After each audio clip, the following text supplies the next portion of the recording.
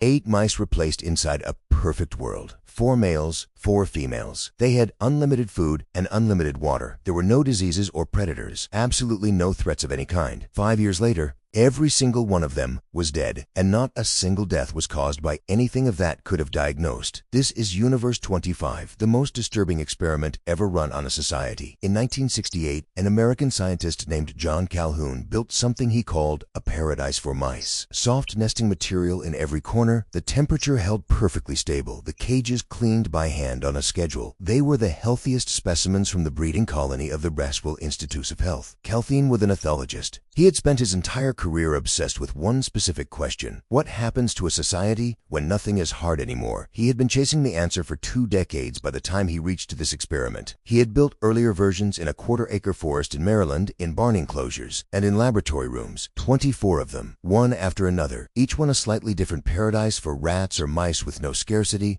no predators, and no escape. In every single one of them, he had seen the same pattern. The population would explode, violence would spike, mating would distort into something twisted and hyperactive, then collapse into apathy, and the colony would die. He had documented the pattern 24 times. The 25th was meant to be the perfect one, the clean experiment, the final answer that nobody could argue with. He set it up inside a federal research lab in Maryland, a 9-foot square enclosure with apartments stacked along every wall, reached by mesh tunnels running floor to ceiling. Calhoun called them walk-up apartments. Each one was fed by hoppers that never ran empty and water bottles that never ran dry. He calculated a space could comfortably support around 3,800 mice. It would never come close to that number. On day 1, he placed his 8 founders inside and shut the lid. For the first 104 days, almost nothing happened. The mice explored, learned the geography, and worked out who slept where. Then the first leaders were born, and the population began to double. Every 55 days, twice as many mice as before.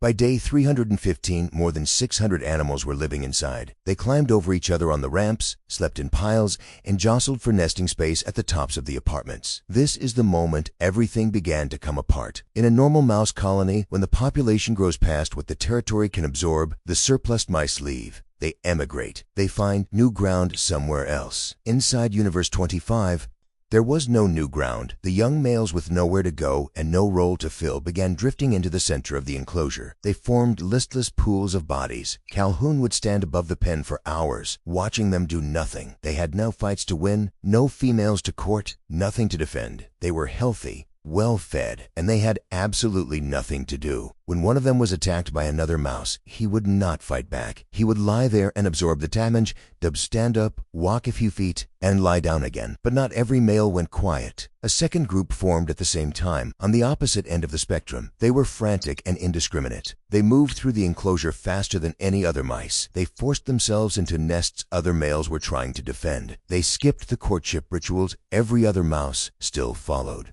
They refused to be deterred even by violence from dominant males. And in the worst pockets of the colony, behaviors began to appear that no functioning mouse society had ever produced. The females responded with their own retreat. The ones who could not find a place in the social order climbed to the highest apartments and lived alone. They stopped interacting with males. They stopped reproducing. Calhoun also noticed something he called the behavioral sink. Even when food was equally available everywhere, the mice began crowding compulsively around a food-specific feeder.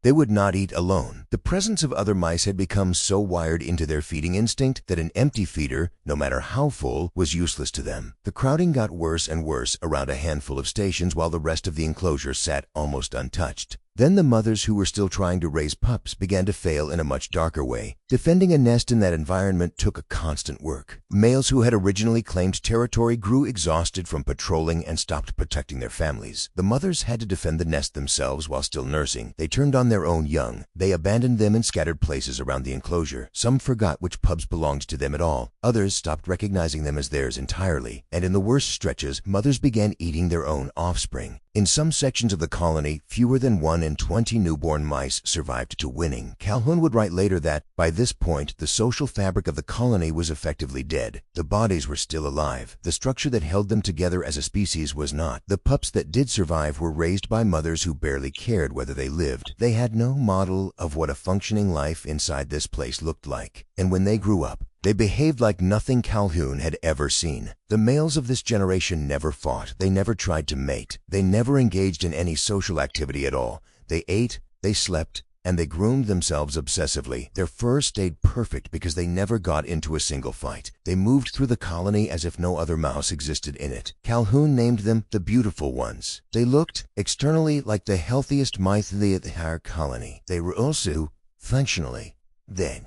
They never tried to reproduce. They could not socialize. Their nervous systems had developed inside a world where every social role was already filled by someone else's, and they had simply opted out of the species. On day 560, the population peaked at 2,200 mice. It would never go higher. The last successful conception inside Universe 25 happened on day 920. After that, no new mice were born. The colony continued to age. The beautiful ones kept grooming themselves. The secluded females stayed in their high apartments. Violence carried on in pockets, with no purpose left to it, and one by one the mice died of old age, with no replacements coming up behind them. On May 23, 1973, the last mouse in Universe 25 died. 4 years and 10 months after Calhoun shut the lid, he wrote that the mice had died 2 deaths. The first was the death of the spirit. The second was the death of the body. The first one happened years before the second. When his paper came out, the world ran with the obvious reading: comfort kills. Abundance kills.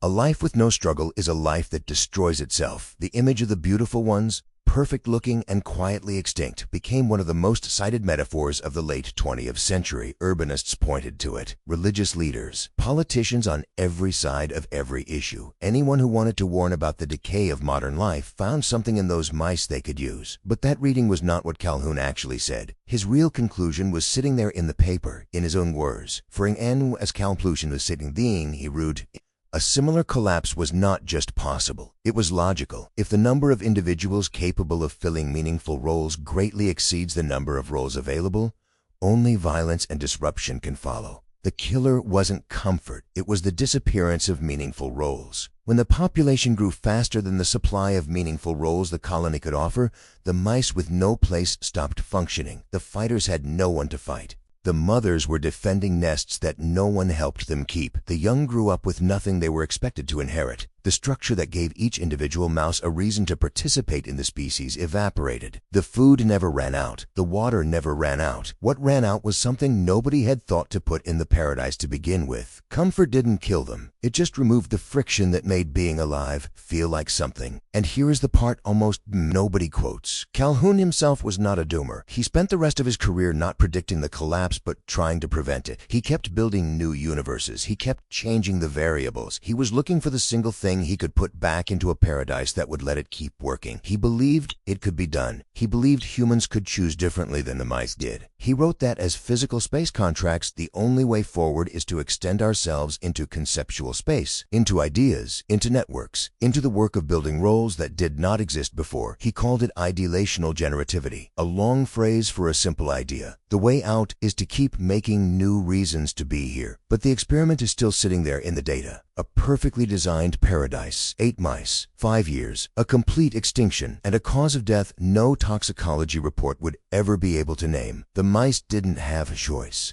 We still didn't. Would Evans next it on S?